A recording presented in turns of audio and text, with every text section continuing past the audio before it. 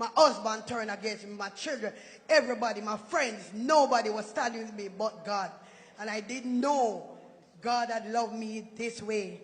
So I began to go to some churches for some prayer because I know I'm very sick and there's no church could have prayed for me. They said, the way I was sick, what I'm going through, if they pray for me, they're going to take it onto them. So therefore I couldn't get a prayer from no church. No church would pray for me. No church, absolutely no church.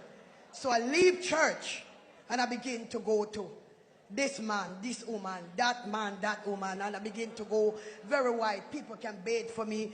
People to give me things to put in my clothes, put on my hand, put on everywhere. And I begin to believe them because nobody could have helped me. So, for this particular day, I went to this man. He charged me 150,000 Jamaican dollars to look after me. So when I went to him, he said, he given me a certain time, and I give him all the money, all the $150,000. And everything that he gave to me, I was so sick when I went back. I was sick more than how I went to him. And he said, I would get better, but it became worse. So when I reached to that point, I realized that was not the place. So I began to go to doctors now. I've been to doctors. Doctor gave up on me again. But I remember one thing though. I've been to this special doctor who gave me. He said, you will die in 3 days. That was his word. The last doctor I went to. He said 3 days. And it hit my heart. And this time, I said, death. I begin to wonder. My baby was very young. She was going to school. And I begin to say, who is going to look after this one? So I called my son in Canada and said, you have to make some arrangement to take the baby girl because I'm going to be dead in 3 days. He said, Mommy, you just killed me in Canada because telling me this, I won't die before you. But anyway, when I went to the doctor said to me, one thing I must say to you. I see a purpose on you. Don't go back to no more Obi man. I didn't tell him I go. He said, don't go back to no more Obi man. Don't go back to nobody. I'm going to tell you something that this will change your life forever. I sat quiet, even though I said, one day this going to change your death. So I sat quiet and he said to me, there is a church in Jamaica by the name of Portmore. And it's in Portmore. And the name of it is Power of Faith. I never heard of it. Never heard of Portmore. And he said to me, I want to take this time. I'm giving you 3 letters. 1 to take to the Cayman Airways, 1 to take to the doctor, and 1 to take to your husband's workplace for a time off for 1 month. And you must go there. Allow the people in the white to pray for you, and you will be delivered. He said, remember I tell you, don't let anybody touch you but the people in white. And the man that is the bishop is a very good man. I've never heard anybody go to that church and die. And my hope started to feel so revived when I begin to say, I am not going to die. I shall live to declare the glory of God. And I begin, set myself out, get on the flight, came to Jamaica. When I came to Jamaica, it was a first Wednesday fasting. I remember quite vividly. And when I came to the door, it was down there when I come in, I was so sick.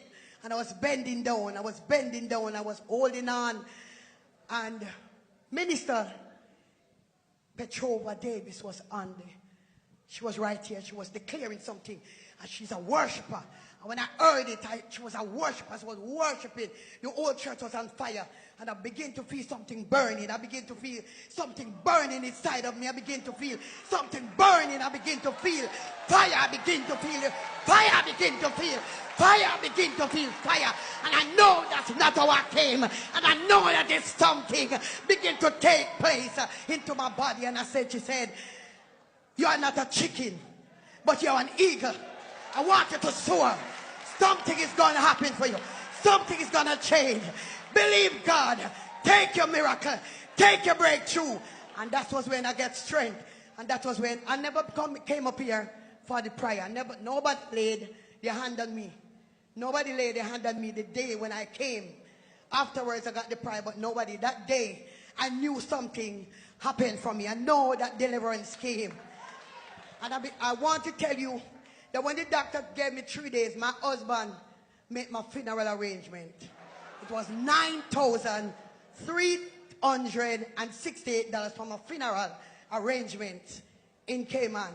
And when I got delivered and I went back. The doctor was already gone back to Barbados. I didn't see him again. So I came back to church, got delivered, got anointed and power pack.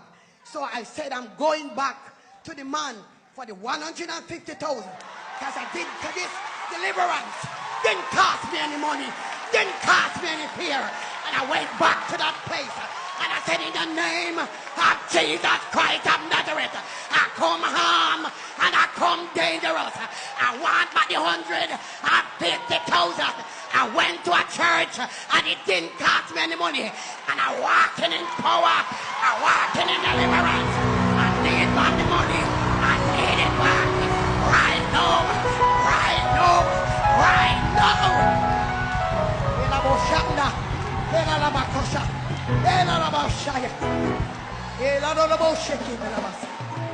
That day, the man went to the bank. He said, lady, I saw some white people came with you. Give me 5 minutes, I'm going to the bank. He went to the bank, pulled out the 150,000, gave me to my hands. But I threw it down. He threw it down first. And I said, I authorize you to take up that money. Count it, let me see. I put it back into my hands. He took it up, count it and put it back into my hands. And I leave there. I leave there and he sent two men had guns. And he said, go after her and eat her food. I didn't even know what it means. He said, go eat her food. And the men came after me.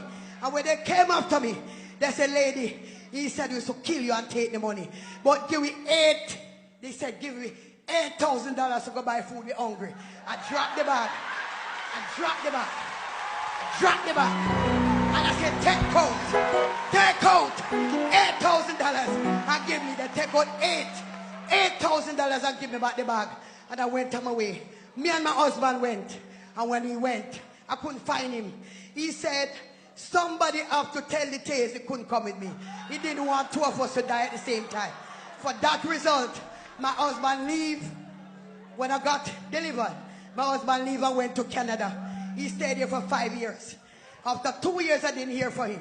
I didn't have no paper then. I was overstayed.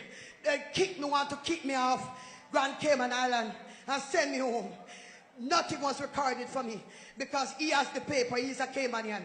And he went away. They said I couldn't stay. I came to the fasting.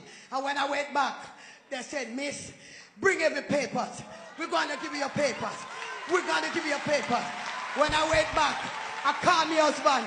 I couldn't find him. I didn't hear him. And the lady said to me, you are here long enough. We are going to give you your status. Today, I have my status. Today, I am a citizen of the Grand Cayman Island. I am walking in miracle. I am walking in favor. No demon, no devil cannot overthrow me. I am blessed. I am blessed. I am blessed going out. I am blessed coming in.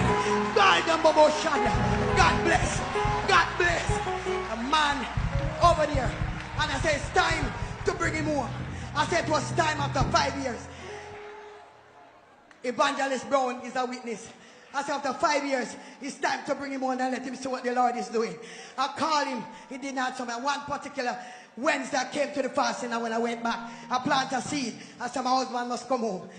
When I called him, he didn't answer me. The next week, he called and said, my darling wife, I am coming home.